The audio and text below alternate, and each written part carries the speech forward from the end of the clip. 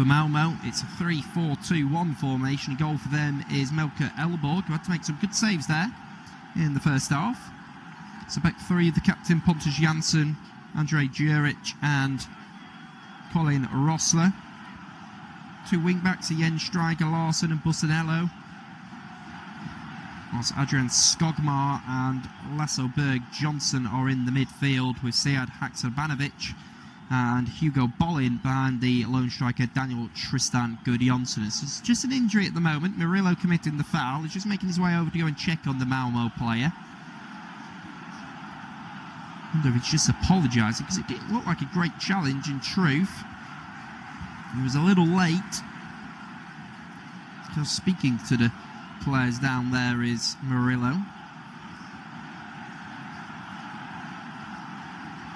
Great player is he. Just 23 years of age. I wonder if he's someone that in the future the director of football, Edu, might look to sell on for a profit.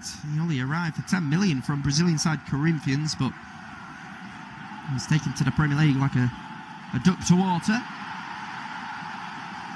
It's Hugo Bollin who is down. The doctors are on just seeing to him.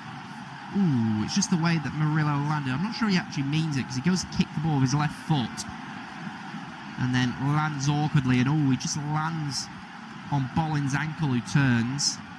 Real malice in it from Murillo. It does look like Anes Maravic is going to have to make a substitute here. There is a player getting ready to come on. I think it might be Emmanuel Ekong.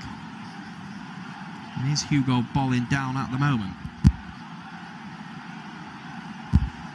So just going to bring you up to date with some of the Europa League scores. So in the early game, as we said, Aston Villa beat Young Boys 2-1. It was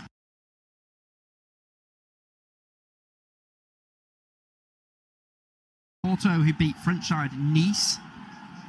It was a double from Gabri Veiga, and from the spot, Samu Agahawa scored for Porto. Fenerbahce and Ferenc Varos played out a 1-1 draw. Barnabas Varga and Anderson Talisca with the goals there. And Celtic were victorious away in the Netherlands. A 3-1 victory coming from behind, cancelling out Ayeza Ueda's opener for Feyenoord.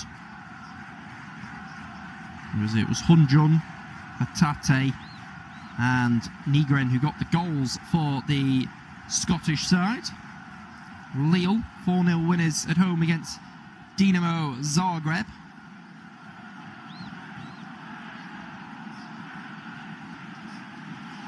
And there is going to be a substitute here, so it's Hugo Bollin making his way off, and that is a result of that tackle from Murillo. Just looked a little late and landed on the ankle of Hugo Bollin. So coming on for him is number 11, Emmanuel Ekong, who joined from Italian side Empoli. He's on for his 4th appearance in this competition. Before tonight, he had started 3 of the previous 4 games in the Europa League, but Ekong will be hoping to make a difference out to that right side. So Murillo goes back to Morata. We'll play a 1-2 with Milenkovic. And Murillo forward ball into Ryan Yates. Yates will go all the way back. It's going to be headed by Jens Stryger Larsson. Malmö with it now, and they're in possession of it. Ball goes forward up towards Gudjonsson, but Morata will step in. Now Murillo. Nice play all the way back now to Milenkovic, and here is Zachary Abbott, who will play it inside to Sangare. Still patient build-up from them. And it's going to be ball switched out to the right side. Dominguez will go chasing. It's asking questions of Bussanello. Bussanello just going to clear it out. A left-footed ball, and it goes out for a throw for Nottingham Forest. So what a great clearance by Bussanello. Forest is still in contention to secure last 16 qualification. Of course, top 8 would mean that they would safely go through to the final 16, whilst finishing between 9th and 24th would result in playing in a playoff. That's where Forest find themselves at the moment after a poor start to the Europa League, despite being one of the favourites. So cross comes in, but Jens Stryker Larsson just head it back to the goalkeeper, Elleborg.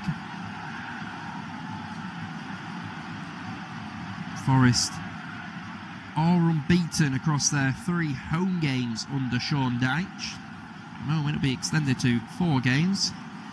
Malmö have lost their last 2 European away games by an aggregate score of 8-0, losing 5-0 to Copenhagen in the Champions League qualifiers and 3-0 to Victoria Plzen in the Europa League.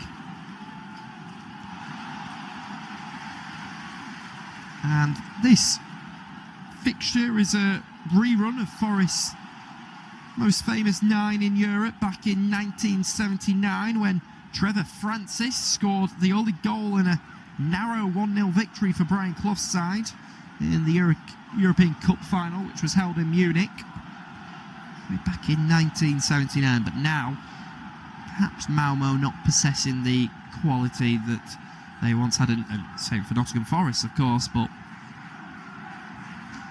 Forest just showing their clear domination at the moment. As the ball goes forward, it's going to be headed away. Ibrahim Sangare will pick it back up. All seems a little too easy for Forest at the moment. It's James McAtee coming to the edge of the box, blocked off by Pontus Jansson. And now the referee is going to stop play because Jansson is down injured. You will remember Jansson from his time at Leeds United and Brentford. They had a fantastic song for Pontus Jansson, and he was played in the heart of the Ellen Road outfit. So it was James McAtee who just trod on the back of Jansson's leg. So free kick has been given. Malmö are coming off the back of not being able to defend their title. The 27-time champions had to settle for their second lowest ever finish in the last 16 years, finishing 6th, 26 points behind surprise winners Mjällby. And that means that the Sky Blues have failed to qualify for any European competition for next season, unless they pull off an almighty upset and win the Europa League, but that certainly doesn't look like it's going to happen. Doesn't even look like they're going to make it into the playoffs. I'll tell you that Strasbourg have equalised at home against Crystal Palace. Palace may be left ruining to some of the missed chances that they were unable to take.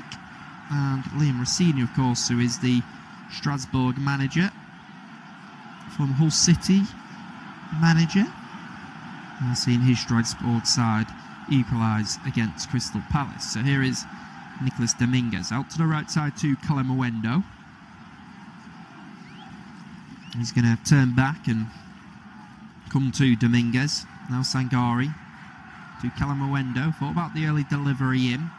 He played inside to Sangare. Sangare will give it to Dominguez. Now Kalamawendo carrying it forward.